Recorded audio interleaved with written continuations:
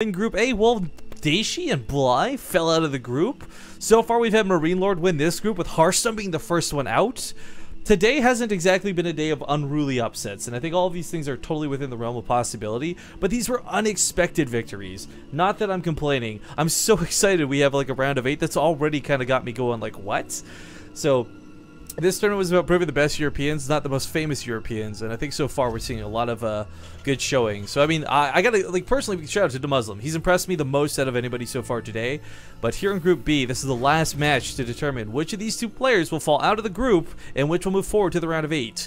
Do remember, guys, every single player gets at least $50 for making it to the round of 8. So, without further ado, I'm Rifkin. I've been casting all day with Zombie Grub. I hope you've enjoyed our tournament so far. But in the bottom left corner of the map, he's going to be the purple Terran player, uThermal. Nipper left to Oz, the red Zerg. It's Vortix. So we're sitting there heralding Vortix's CVT earlier. And it's something we've seen great results from in the past, but Marine Lord took him down 2-1. And it wasn't even anything that was like, I don't know, one-sided. It was just well played. I don't know if uThermal's got it in him, but do remember, uThermal's been doing a lot of crazy stuff today and getting away with it. Yeah. I do... And not because Marine Lord beat uThermal in TVT. I just think that Marine Lord might just have better TVZ. That could be true, yeah. Yeah, we'll definitely see. But Vortix, I feel a lot confident because it was like Marine Lord was like just like outplaying Vortix by the tiniest bit. You know, it wasn't a stomp, but it wasn't necessarily like really that back and forth either. Like that second game was, you know, he did win it. But anyways, the games that he won just seemed to be a little bit of like an outplaying, like a +5 or something. Yeah. But against uThermal, I feel a lot better for Vortix. I feel like this might be a show of stuff. Maybe he's warmed up now too after just defeating Hearthstone. I don't know. So I just want to go through real quick. I'm sorry, I guess this got missed, and I don't know when it came in, so my apologies. But Jojo Craft generously donated $2, saying, just want to give you a bit for doing awesome casts, with a smiley face. Thank you, Jojo Craft, for your donation. Sorry that was missed, man. Yeah. Well, Vortex ended that last game with a Baneling Bust. Would have been kind of funny to see him Baneling Bust on this map too. Just like, you know, the only reason the rest of the tournament, like round of 8 and onwards as well, like everything. Yeah, no. But seriously, the reason I say that is because like that one time you were casting the Ultima League, we saw Journey. You know, of course you go for like greedy play on this map, and oh, he does something interesting, but it's not a Baneling Bust because we're Roach Warren. But yeah, Journey got like one base Baneling Busted. And he literally never saw it coming, so he just got completely destroyed, no problem, easy peasy. But Vortex actually going for Roaches instead, gonna add on that aggression. Something here, just while we get a bit of lull in the game, we do have a new sub. I can't pronounce this name though, so please excuse me while I stumble over it. Hithray, I think it's pronounced. My mistake if it's not. Thank you for your support, man, or woman. Greatly appreciated. Good catch. I'm like all paranoid. Like I missed like one guy's donation, and I'm like watching the bot like a hawk for like any new notifications. Like because I want to say thank you. Like I meant for adding in the or girl. Oh, okay, yeah. Yeah, bear in on mind. the internet. Yeah. I don't believe it. Me neither. It's hard to believe. I mean, it's not like the majority of the people I work with are girls. So whatever. Yo, isn't that so weird? What's up with that? This is why I'm misogynist. I'm just saying. Like. Oh my god, don't bring in that word. Oh my god, what did you start? This SCV was almost, a hero. Vortex wisely trying to pull back the Roaches, like, don't scout the Roaches. Oh, did he actually see any Roaches? No, he did not. Oh, he didn't. He didn't even see any gas. Like, he saw absolutely nothing. uThermal running away. Oh. This is brave Sir Robin. You really need to scout this, though. Oh, that's right, you're not going to get that reference because you hate Monty Python, but... yeah, SCV dies without seeing much of anything relevant, sadly. Stim's on the way. Marauders are coming out, but he needed a bunker 30 seconds ago. Yeah, this is like an emergency just in case Marauder. But you know what? Let's not forget, uThermal's the guy who beats Proxy Gates with a 14 CC. We're just gonna keep bringing that up. I mean, we're not gonna let that go. I believe in him is all. I believe. I do. A couple Marauders. If you can wait for maybe a third, like a. Okay, it's one first Marauder. If you can wait for a second Marauder, okay, it's Stim's gonna finish. Maybe with an SCD pool, but he, like Rifkin, no. Vortix is doing so much good damage. Oh, when he lost Stim there, that's just like all hope out the window for me personally. Oh, the supply people. Almost blocked that Marauder out. Down second Marauder not getting involved in the fight. Maybe this is game. This is a great position. The SCVs can't do anything. The Marauder could get focused down, I think. The Woodmines might get good shots. What happened? Did the Helling go up on the side of the map that we missed? I mean, 5 drones died behind us. Oh god, but the friendly fire from those Widow Mines. Are you serious? Yeah. There's like that one game I told you about. Remember, like Joshy holds the Roach all in only to like lose all of his SCVs to like one Widow Mine. Oh yeah. I don't know if it's Tassa, but I remember you telling me about it. Yeah. That's man, so much rough. damage. All right, so that's 37 to 19, 20 SCVs in total. 3 CC mules. I don't know if that's enough. It could be. Like usually with like an all-in, I like to say like 30 SCVs is really where you got enough damage done. But honestly, this wasn't like a Roach Baneling all-in. This was like what was it, 8 Roaches? Right. Yeah. This wasn't something Roaches, geared up to be super ridiculous. It definitely got way more damage than I think Vortix was anticipating. But uThermal, man, it just We'll see. Because 3 CC production really does add like make up for a lot. And 23 is definitely good damage for 10 Roaches, but it was like very early Roaches. He doesn't have a third.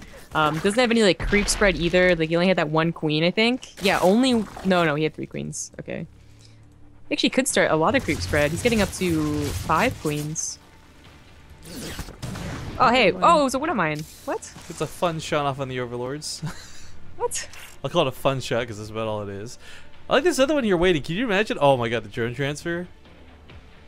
I don't think he saw this either because there's no vision from the hatchery. He actually doesn't know that's there. I mean, you'll be able to see it. If you know to look, you can see the little perforation on the ground, right? But it's not even in vision still. I don't think he will be able. He's not going to drone transfer because he's really not that oversaturated. Oh, maybe. Not like. That's how you get back in the game. Like a drone transfer like gets you back in the game. 3 drones, maybe die. There you go. Nope. Or not. Oh, so lucky. 2. 2 die. Wrecked.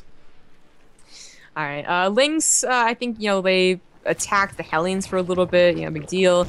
Taking his 3rd command center too. Stim, of course, was delayed. It's like, it's one thing going against him, but, honestly, it's probably going to pair up with the Medivacs, or it's going to finish before the Medivacs. It's really what's important.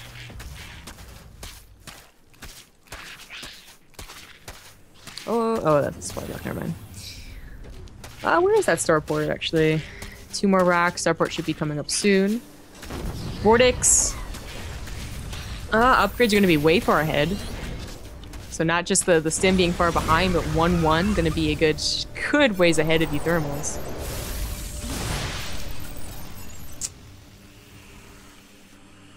Ah man, I don't know. It's just rough looking at the SCV count. It's finally caught up, and the mules are nice and all, but for Vortix, it's more about the fact that he's been able to just sit back at home. Those Hellions have never come across the map. The creep tumors aren't being touched. Yeah.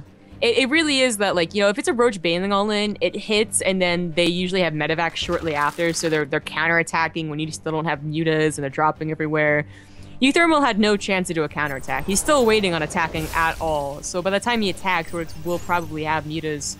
Or, well, maybe, like, not exactly, but close enough, and uThermal didn't have any of the tools you usually would have to come back from an SCV deficit. But he still has, 3 CC. He is finally getting up there in SCVs. He might be able to do wondrous things with his army. Maybe Widow Mines get good shots, although as I say that, I notice that he's not making any. I mean, trying to go entirely bio? Maybe? Left factory's being floated. What? What? It's just odd. Yeah, I was expecting this is a TVP, mister. Excuse me. Widow Mines are necessary. This is... Well, something is necessary. Any splash is necessary. So Hellbats or Widow Mines, right? Unless I'm doing that thing where I'm rubbing the temples of my head right now trying to understand this. uThermal can't think that it's Roach Hydra, can he? Like, but even then, you still want this for Widow Mines or tanks. Yeah. But it's just like the only. I mean, people used to do nothing but bio back in like Wings of Liberty. I just remember Marine King doing it, but it's weird to see in Heart of the Storm, especially after the Widow Mine buff. I mean, everyone loves Widow Mines now again after hating them for so long. This factory must be so weird for Vortix to see. He's like, my queens are attacking a factory? Really? This is so awkward. These Medivacs aren't getting anything done. Vortix is entirely prepared, and mutas will be on the way soon. Alright, well, this is just a bit awkward because I was really... You don't see pure bio for good reason. You need Thors for the mutas. You need Woodamines for maybe some of the banelings. Or hell, even if not Woodamines, just Hellbats, right? Like, this is... I don't know, Zombie Grub. I don't know. Yeah, and it's not like... even like a fastest max possible or anything. Yeah, weird. Still trying to do damage with the drops. Mutas are on the way out though, so he needs to just entirely cut it out, or he's gonna lose both of them. What is uThermal's plan here? Be like really defensive, not even like attack for a while. He's gonna try and pick up here. There's still Marines for it. He's got to recognize there's so many banelings at this point. I mean, I don't know. There's no way his focus fire is so good that he doesn't struggle with this. That factory really still alive? It's 29 banelings with the new Marine, so with really great splitting. It's off creep too, which will help a little bit, I guess. Exactly, it's off creep. Vortix actually gets some amazing blasts before really going bold here. And also splitting is pretty amazing. Like, if we're gonna be honest, the splitting was actually really good. That there wasn't Woodamines, and those splits were really amazing, but Vortix still up by 30 supply, 40 supply. Remember that he also had upgrades during that engagement too. uThermal's upgrades way far behind.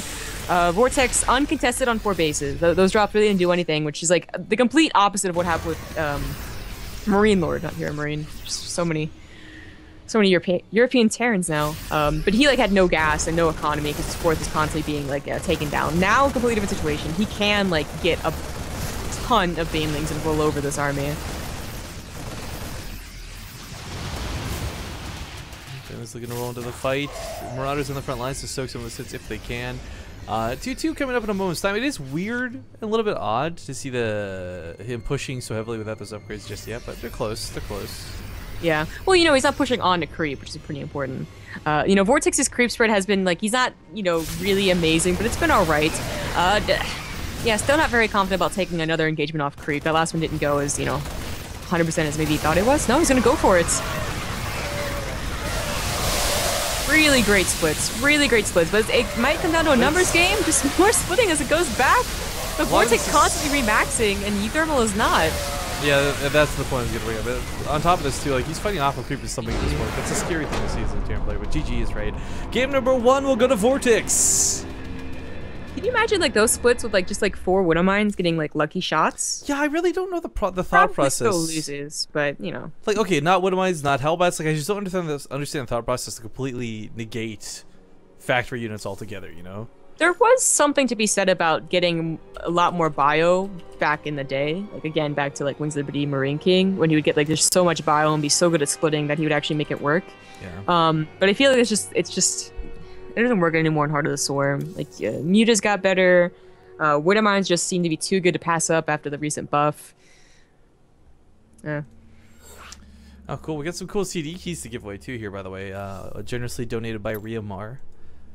So, nothing we're going to give away today, but maybe tomorrow, if you guys tune in at the end of the broadcast, we'll raffle some.